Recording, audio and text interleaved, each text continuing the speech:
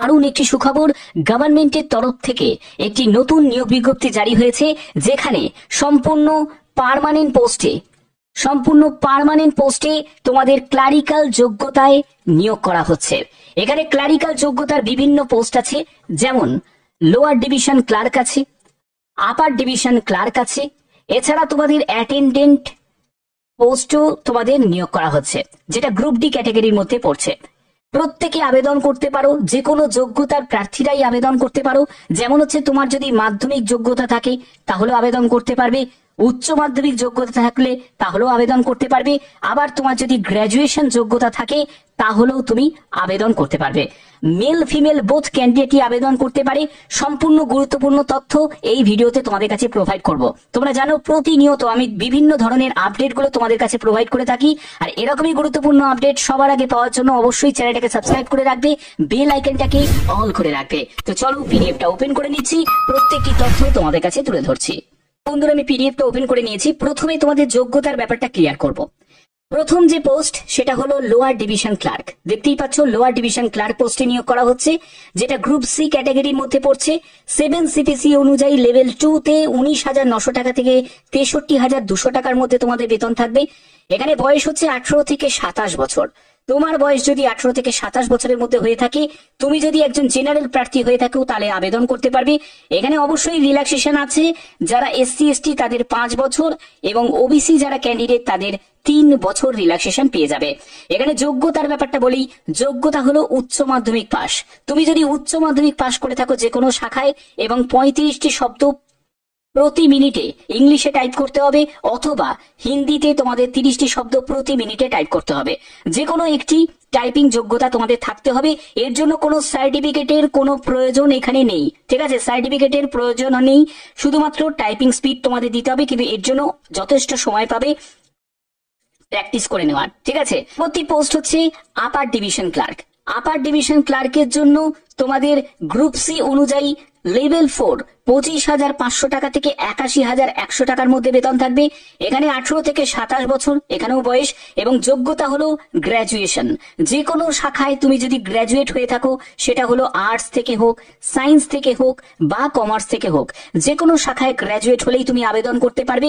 এখানে অবশ্যই তোমাদের একটি টাইপিং স্পিড টেস্ট নেওয়া হবে, 35টি শব্দ প্রতি মিনিটে ইংলিশে, অথবা তোমাদের 30টি শব্দ প্রতি মিনিটে হিন্দিতে। যেরকম তোমরা এনটিপিসির জন্য, রেলের এনটিপিসির জন্য যেরকম তোমরা প্রিপারেশন নিচ্ছ, কারণ বিভিন্ন পোস্ট আছে যেখানে ক্লারিক্যাল পোস্ট আছে, যেখানে তোমাদের টাইপিং যোগ্যতার প্রয়োজন আছে, ঠিক তেমনি এই এখানেও আবেদন করো, এবং তোমাদের টাইপিং স্পিড টেস্টটা তোমরা ইনক্রিজ করে নিতে পারবে, যথেষ্ট তার জন্য সময় পাবে। পরবর্তী হচ্ছে তোমাদের দেখো টেকনিশিয়ান 1। এই টেকনিশিয়ান 1 পোস্টের জন্য গ্রুপ সি অনুযায়ী লেভেল 2 তে 19,900 টাকা থেকে 63,200 টাকার মধ্যে তোমরা বেতন পাবে। এখানে এজ হচ্ছে 18 থেকে 28 বছর। রিল্যাক্সেশন আছে, যারা SC ST তারা বয়সে 5 বছর, ওবিসিরা বয়সে 3 বছর রিল্যাক্সেশন পেয়ে যাবে। এখানে যোগ্যতা হচ্ছে উচ্চ মাধ্যমিক সায়েন্স ব্যাকগ্রাউন্ড নিয়ে যদি তুমি পাশ করে থাকো, 55% যদি তোমার নাম্বার থাকে, এবং ডিএমএলটি যদি তোমার কোর্স করা থাকে, তাহলে তুমি অবশ্যই আবেদন করতে পারো। পরবর্তী পোস্টটি হচ্ছে ল্যাব অ্যাটেন্ডেন্ট, যেটা হলো গ্রুপ ডি ক্যাটাগরির মধ্যে পড়ছে। এই পোস্টটি হচ্ছে গ্রুপ ডি ক্যাটাগরির মধ্যে পড়ছে। লেভেল 1 অনুযায়ী বেতন পাবে 18,000 টাকা থেকে 56,900 টাকার মধ্যে তোমরা বেতন পাবে। এখানে 18 থেকে 25 বছরের মধ্যে তোমার বয়স হতে হবে, মাধ্যমিক পাস সঙ্গে 50% নাম্বার নিয়ে তোমাকে মাধ্যমিক পাস করতে হবে, এবং 1 বছরের যদি তোমাদের ওয়ার্কিং এক্সপিরিয়েন্স থাকে কোনো ল্যাবেতে কাজ করার, তাহলে তুমি আবেদন করতে পারবে। দেখো যে তোমাদের আবেদন করতে গেলে কি কি করতে হবে। দেখো, প্রথমে তোমাদের বলে দিই, কিছু ডকুমেন্টস থাকবে, সেগুলোকে তোমাদের আপলোড করতে হবে, স্ক্যান করে তোমাদের আপলোড করতে হবে। যে original documents, their application as applicable, অর্থাৎ অরিজিনাল ডকুমেন্টস, সেগুলোকে তোমাকে স্ক্যান করতে হবে এবং আপলোড করতে হবে। কি কি ডকুমেন্ট রিকোয়ার্ড আছে বুঝে নাও। Proof of date of birth, অর্থাৎ জন্ম তারিখ, তোমাদের ডেট অফ বার্থের সার্টিফিকেট, অথবা তোমাদের 10th এর অ্যাডমিট কার্ড, যেখানে তোমাদের ডেট অফ বার্থ মেনশন করা আছে, সেইটাকে তোমাকে স্ক্যান করতে হবে, আপলোড করতে হবে। যারা ওবিসি ক্যাটাগরি থেকে বিলং করছো, ওবিসি NCL এর সার্টিফিকেট আছে, তাদের সেটাকে আপলোড করতে হবে। তারপরে এটা কিন্তু সেন্ট্রাল ফরম্যাটে, যেহেতু এটা একটা সেন্ট্রাল গভর্নমেন্টের চাকরি, তো সেন্ট্রাল ফরম্যাটের সার্টিফিকেট তোমাদের আপলোড করতে হবে। ওকে, এরপরে হচ্ছে তোমার এডুকেশন কোয়ালিফিকেশন। যে পোস্টে আবেদন করছো সেই পোস্টে সেই যোগ্যতা এবং সঙ্গে তোমাকে মাধ্যমিক থেকে শুরু করতে হবে, অর্থাৎ 10th এর তোমার সার্টিফিকেট লাগছে, মার্কশিট লাগছে। আবার তোমাদের 12 যদি যোগ্যতার পোস্টে আবেদন করো তাহলে 12 তোমাদের সার্টিফিকেট মার্কশিট লাগবে, গ্রাজুয়েশনের তোমার লাগবে। এরপরে হচ্ছে ওয়ার্ক এক্সপিরিয়েন্স। তো এটা শুধুমাত্র ল্যাব অ্যাটেন্ডেন্টের পোস্টের জন্যই শুধু দরকার, বাদ বাকি অন্য পোস্টের জন্য কোনো ওয়ার্ক এক্সপিরিয়েন্সের প্রয়োজন নেই। ঠিক আছে, এগুলো হচ্ছে যারা গভর্নমেন্ট এমপ্লয়ি তাদের ক্ষেত্রে, এটা তোমাদের ক্ষেত্রে নয়। ওকে, এখানে দেখো যে তোমরা যারা যারা আবেদন করবে অবশ্যই এই জায়গাটা তোমাদের খেয়াল রাখতে হবে। Any loss of email send due to the invalid wrong email ID. দেখো রং ইমেল আইডি বা তুমি ধরো আবেদন করেছো কিন্তু ভুলভাল একটা মোবাইল নাম্বার দিয়ে দিয়েছো, তুমি যদি কোনো কারণে ধরো SMS যদি না পাও যে কোন ডেটে তোমাদের এক্সাম হচ্ছে, তাহলে সেটার জন্য তারা কিন্তু দায়বদ্ধ থাকবে না। এই জায়গাটাই কিন্তু তোমাদের বলছে, কোনো ফলস ইনফরমেশন বা কোনো রকম ভাবে যদি তুমি আবেদন করো, সেই আবেদন তোমাদের যে কোনো জায়গায় গিয়ে কিন্তু রিজেক্ট হয়ে যেতে পারে, ক্যান্ডিডেটকে রিজেক্ট করে দিতে পারে। এবং তুমি যদি একটা ইনভ্যালিড মেল আইডি বা মোবাইল নাম্বার যদি তুমি দাও, সেটার জন্য যদি তুমি কোনো রকম ভাবে SMS যদি না পাও যে অমুক ডেটে তোমাদের পরীক্ষার জন্য উপস্থিত হতে হবে, তো সেইখানে কিন্তু তারা দায়বদ্ধ থাকবে না। এই জায়গাটাও কিন্তু এখানে মেনশন করা আছে।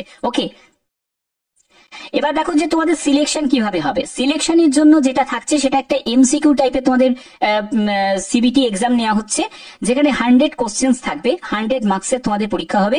জেনারেল ইংলিশ থাকছে 20 কোশ্চেন্স, 20 মার্কস থাকছে। জিকে কারেন্ট অ্যাফেয়ার্স এর উপর 20 কোশ্চেন্স, 20 মার্কস। GI তারপরে 20 question, 20 marks. Computer aptitude 20 questions, 20 marks. Quantitative aptitude সেটা 20 কোশ্চেন, 20 মার্কস তোমাদের থাকছে। ঠিক আছে, এখানে 90 মিনিট তোমরা সময় পাচ্ছ। ওকে, এখানে দেখো তোমাদের কোশ্চেনের যে ল্যাঙ্গুয়েজ সেটা হচ্ছে ইংলিশ আর হিন্দি ল্যাঙ্গুয়েজে তোমাদের থাকবে। প্রতিটি প্রশ্নের মান হচ্ছে 1 করে, নেগেটিভ মার্কিং অবশ্যই আছে 0.25 অর্থাৎ 1/4 নেগেটিভ মার্কিং থাকছে।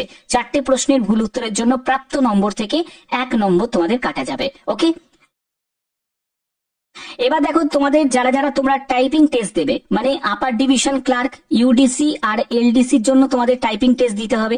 টাইপিং টেস্টের জন্য যথেষ্ট সময় পাবে, এটা কোনো ব্যাপারই নয়। যারা যারা রেলের NTPCর জন্য প্রিপারেশন নিচ্ছ তাদের কাছে এই টাইপিং স্পিড টেস্টটা কোনো ব্যাপার নেই, কারণ কম্পিউটার টাইপিং টেস্ট হবে, কোনো টাইপ রাইটারের কোনো টাইপিং টেস্ট হবে না, একদম রেলেরই মতো। তো সেক্ষেত্রে তোমাদের 35টি শব্দ প্রতি মিনিটে ইংলিশে অথবা 30টি শব্দ প্রতি মিনিটে হিন্দিতে তোমাকে টাইপ করতে হবে। ঠিক আছে, এইটা হলো তোমাদের টাইপিং স্পিড টেস্ট নেওয়া হবে। এবার দেখো তোমরা যারা যারা টেকনিশিয়ান 1 আর ল্যাব অ্যাটেন্ডেন্ট 1 এর জন্য যারা আবেদন করবে, তাদের ক্ষেত্রে তোমাদের সিলেকশন হবে হচ্ছে একটি রিটিন এক্সামের ভিত্তিতে। MCQ টাইপের থাকছে CBT এক্সাম, যেখানে ইংলিশ ল্যাঙ্গুয়েজ থাকবে, একদম সেমই থাকছে, কিন্তু কোশ্চেনটা একটুখানি কমিয়ে দেওয়া হচ্ছে, মানে পার্টটা একটু কমিয়ে দেওয়া হচ্ছে। যেখানে দেখো 10 কোশ্চেন 10 মার্কস থাকছে। জিকে কারেন্ট অ্যাফেয়ার্স এর উপর 10 কোশ্চেন 10 মার্কস।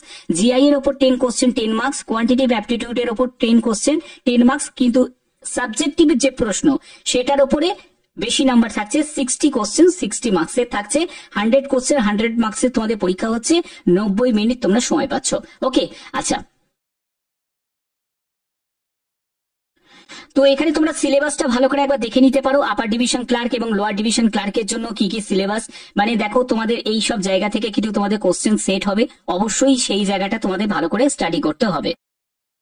এবার দেখো যে তোমাদের এখানে আবেদন মূল্য কত টাকা লাগছে। এখানে তোমাদের আবেদন মূল্য লাগছে lower division clerk, upper division clerk, technician 1, lab attendant, এই পোস্টের জন্য 2000 টাকা মতো আবেদন মূল্য লাগছে। UR OBC ক্যান্ডিডেটরা দেবে। SC আর ওম্যান ক্যান্ডিডেটদের 1600 টাকা মতো আবেদন মূল্য দিতে হবে। 11টি টোটাল শূন্য পদে তোমাদের নিয়োগ করা হচ্ছে, সবকটা পোস্ট মিলিয়ে। ঠিক আছে, কিন্তু এখানে আবেদন করতে পারো। দেখো শূন্য পদ দেখে কিন্তু তোমাদের ভয় পেলে চলবে না। যে কোনো জায়গায় আবেদন করবে, সেখানে সিলেকশন হওয়ার জন্য সব থেকে মেন দরকার হচ্ছে প্রস্তুতি। তোমরা যদি ভালোভাবে প্রস্তুতি নাও তাহলেই কিন্তু সেখানে সিলেকশন পেতে পারো, সেটা একটা পোস্ট হোক বা 1000টা পোস্ট হোক। এখানে যে নিয়োগটি করা হচ্ছে সেটা হলো একদম পার্মানেন্ট পোস্টে তোমাদের নিয়োগ করা হচ্ছে ICMR এর তরফ থেকে। এটা কিন্তু তোমাদের জন্য একটা বিগ অপরচুনিটি। এইসব জায়গাগুলোতে আবেদন করার চেষ্টা করো, কারণ এইসব জায়গায় সিলেকশন হওয়ার পসিবিলিটি অনেকটাই বেশি। কারণ যেখানে ম্যাক্সিমাম ক্যান্ডিডেট আবেদন করো সেইখানে কম্পিটিশনটা অনেকটা হাই চলে যায়, কাট অফটা অনেক হাই চলে যায়, কিন্তু এইসব জায়গা অনেকেই অ্যাভয়েড করে যায়। কিন্তু তোমাদের একটাই কন্ডিশন, সেটা হলো তোমাদের গুয়াহাটিতে তোমাদের CBT এক্সাম হবে, মানে আসাম গুয়াহাটিতে। এবং কম্পিউটার প্রফিসিয়েন্সি টেস্ট সেটাও তোমাদের গুয়াহাটিতেই যেতে হবে, ডিব্রুগড় গুয়াহাটিতে। এবং এখানে দেখো ন্যাশনালিটি ভারতীয় নাগরিক, প্রত্যেকটি রাজ্য থেকে তোমরা এখানে আবেদন করতে পারো। তুমি যে কোনো রাজ্য যে কোনো জেলা থেকে তুমি এখানে আবেদন করতে পারো। আপার এজ লিমিট অবশ্যই রিল্যাক্সেশন আছে, যেটা তোমাদের অলরেডি আমি ক্লিয়ার করে দিয়েছি। যারা যারা আবেদন করতে চাও তারা অবশ্যই একটু ওয়েট করে যাও, কারণ এদের আবেদন খুব শীঘ্রই শুরু হতে চলেছে। আমাদের যে অনলাইন রেজিস্ট্রেশন এবং অনলাইন অ্যাপ্লিকেশনের ডেট কিন্তু রিলিজ হয়নি, খুব শীঘ্রই ডেট রিলিজ হয়ে যাবে। চ্যানেলকে অবশ্যই তোমরা সাবস্ক্রাইব করে রাখবে, কারণ যখনই কোনো আপডেট আসবে সেই আপডেট তোমাদের কাছে পৌঁছে দেবো। এরকম তোমাদের বলে রাখি যে এখানে তোমাদের সিপিটি এক্সামের ডেট বা তোমাদের কোন ডেটে এক্সামটা কন্ডাক্ট হবে, কবে থেকে আবেদন শুরু হবে, কবে আবেদন শেষ হবে, সেই ব্যাপারে রিলেভেন্ট কোনো যদি আপডেট আসে সেই আপডেট অবশ্যই তোমাদের কাছে আমি পৌঁছে দেবো। আর এরকমই গুরুত্বপূর্ণ আপডেট সবার আগে পাওয়ার জন্য অবশ্যই তোমরা চ্যানেলটাকে সাবস্ক্রাইব করে রাখবে, বেল আইকনটাকে অল করে রাখবে। তো এখনের মতো এটুকুই, টাটা।